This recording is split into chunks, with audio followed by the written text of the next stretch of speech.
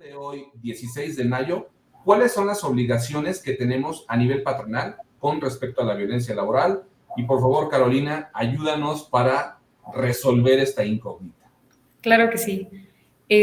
Bueno, en temas de violencia laboral vamos a tener que ubicar al patrón como una persona garante y con la obligación de cuidar, de cierta forma, la dignidad de sus trabajadores.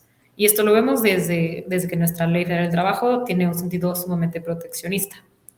Entonces, en ese punto existen varias obligaciones que, si bien no dicen en su texto parte de evitar violencia laboral o es una obligación preverla, sí hay una forma de hacer la conexión. Por ejemplo, como ya les adelantaba, el artículo 132 de la Ley Federal del Trabajo, no recuerdo la fracción, pero exige a los trabajadores que en conjunto con a los patrones que en conjunto con los trabajadores elaboren este protocolo para atender, erradicar y prevenir violencia y discriminación.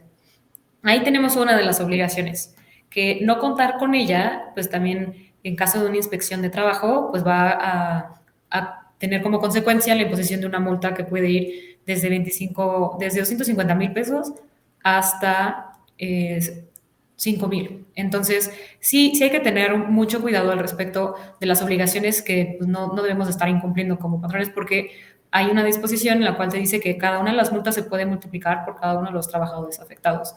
Entonces, el impacto económico es bastante alto.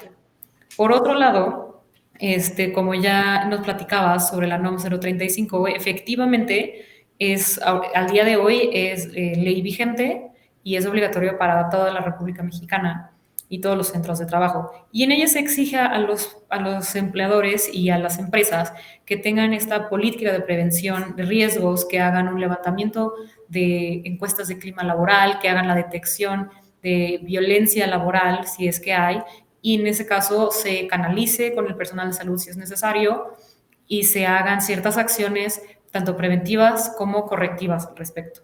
Una de ellas también es la capacitación y la sensibilización en este tipo de temas, que además también es una de las obligaciones por parte de la Ley Federal del Trabajo, el capacitar continuamente a los trabajadores. Entonces, si conjugamos la obligación de capacitar a los trabajadores con la obligación de la norma, que es concientizarlos y sensibilizarlos en temas de violencia laboral, discriminación, temas de género, pues prácticamente estamos teniendo las obligaciones ya conjuntas.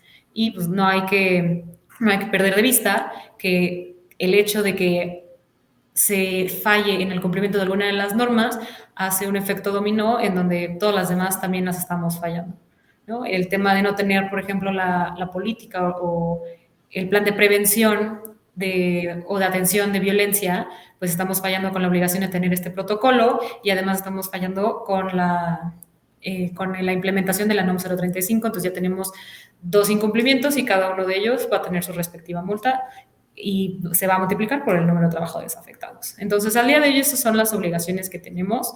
Como todos los centros de trabajo responsables generalmente van un poquito más allá. O sea, si bien la ley nos va a establecer mínimos, siempre podemos dar un máximo y podemos establecer protocolos de censos, comités.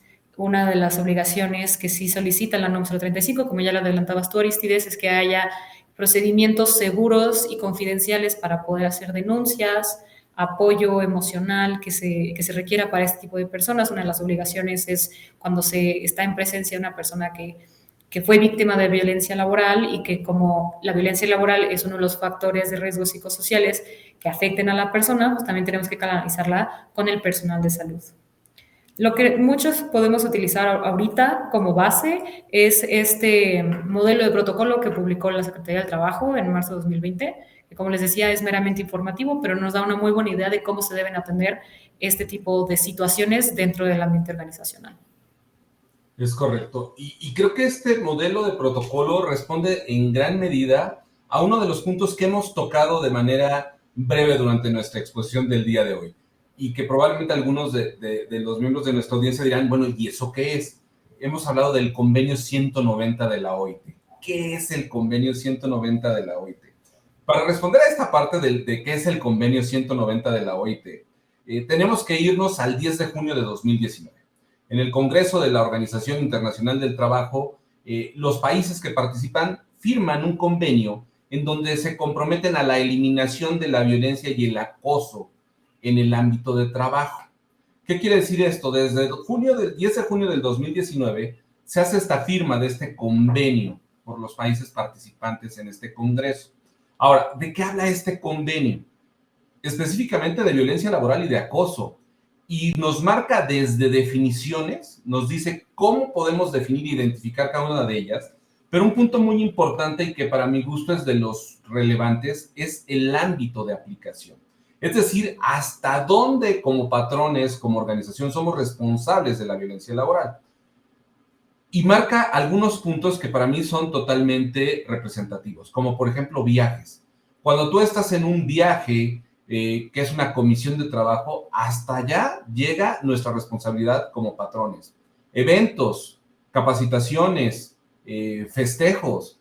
Creo que muchos de nosotros conocemos historias de terror de la fiesta de fin de año, donde se cometieron excesos, donde nos faltamos al respeto, donde nos perdimos hasta el asco. Entonces, ¿qué sucede en este tipo de capacitaciones, de viajes, de eventos? De lugares en donde tal vez tenemos dormitorios que son parte del centro de trabajo, pero no están directamente en el centro de trabajo, campamentos, ubicaciones. Bueno, también ese es el ámbito de aplicación. Entonces, creo que esto es de lo muy importante que tenemos que tener a la vista y que al menos nosotros en Ariba, a nuestros clientes, estamos haciendo esta recomendación, es agregar este ámbito de aplicación desde nuestra propia política de prevención de riesgos psicosociales, contemplarlo para que podamos darle esa dimensión, podemos cubrir ese espectro. Pero también, ¿qué sucede? Esto se firma en el 10 de junio del 2019, pero no cobra efectos hasta que es ratificado por los países. En el caso de México, la ratificación del convenio 190 de la OIT se dio apenas el 15 de marzo de este año de 2022. Y el 15 de marzo que se ratifica por el Senado, este convenio OIT lo convierte ya en una condición vinculante, es decir, aun cuando el propio convenio 190 de la OIT no genera obligaciones para nosotros como ciudadanos o como organizaciones, sí obliga a nuestro país a generar las adecuaciones, las reformas necesarias para alinearnos a este convenio. Y creo que este es un punto muy importante del que tenemos que hablar. Y por eso me gustaría pedirle a Sofía que nos ayude a entender qué cambios podemos esperar en materia legal en relación a la violencia laboral. Seguramente muchos relacionados a este convenio de la OIT, pero también en temas o tendencias como la Agenda 2030 de la ONU y otras condiciones de carácter internacional que me gustaría nos clarificaras y nos ayudaras a entender hacia dónde vamos. Sí, claro que sí. O sea, incluso me parece fundamental platicar acerca del convenio 190, porque digo, de un estudio que hemos hecho sobre el contenido del mismo, creemos y consideramos que es muy bueno que no nada más se limite al tema del centro físico de trabajo, sino muchas veces sabemos que este tipo de actos de violencia, de hostigamiento, de acoso, pues se pueden extrapolar más allá del centro de trabajo, puede darse efectivamente, como tú lo dices, en un evento de networking, no puede darse en un evento, en un viaje de trabajo o en una convención, ¿no? Entonces, me parece algo uno de los aspectos más positivos del convenio 190. Ahora, como tú también bien lo hiciste notar, es la ratificación del Estado mexicano por parte de este convenio, si bien implica un compromiso moral y formal de implementar y realizar las acciones necesarias para que nuestra legislación secundaria sea consistente con el contenido del convenio, eso no significa que ya de forma automática ya lo tengamos implementado, no, viene un periodo de implementación que es de un año específicamente. Entonces, en ese sentido, y contestando tu pregunta específicamente, considero que van a venir acciones muy puntuales de parte de nuestros legisladores para que el contenido del convenio 190 sea reflejado en ese mismo sentido en nuestros diferentes ordenamientos legales, entre ellos, evidentemente, en la Ley Federal del Trabajo, la Ley Federal para prevenir y eliminar el tema de discriminación o violencia laboral.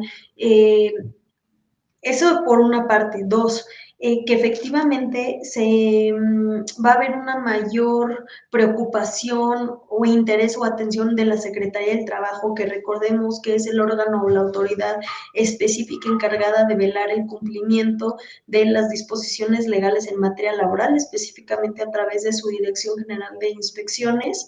Entonces, creo que al final van a poner mucho más interés en verificar el cumplimiento de esta obligación cuando se lleve a cabo una inspección en materia de condiciones generales de trabajo. Es muy probable también que se incrementen el monto de las multas, que son básicamente las sanciones económicas impuestas a un patrón que incumpla con alguna disposición en materia legal, en este caso en materia de violencia laboral. Y finalmente creo que también a manera de prevención y derivado de los cambios que podamos ver en nuestra legislación laboral, muy seguramente las empresas y sobre todo aquellas que son altamente reguladas van a poner una especial atención en llevar a cabo programas de capacitación y sensibilización dentro del interior de su empresa, tanto a todos los colaboradores como también los líderes de área, a fin de que, bueno, puedan identificar claramente este tipo de conductas, se aseguren de que existan los mecanismos internos de canalización para hacer notar o informar de un tipo de conducta, o simplemente que están viendo o les consta que alguno de sus colaboradores o compañeros de trabajo pues esté sujeto a algún tipo de acto de violencia laboral. Entonces, básicamente esos son los cuatro conceptos o cambios fundamentales que veremos en el próximo año, definitivamente. Muy bien, muchísimas gracias, Sofía. Y como dices, ¿no? Incluso lo marca desde el propio convenio 190, que tiene que hacer estas adecuaciones en un plazo de máximo 12 meses, ¿no? Entonces, ya fue ratificado, pues podríamos esperar que ya estas iniciativas ya estén en cámaras y se estén generando ya los proyectos. Y bueno, a final de cuentas, esto nos va a ayudar este marco jurídico.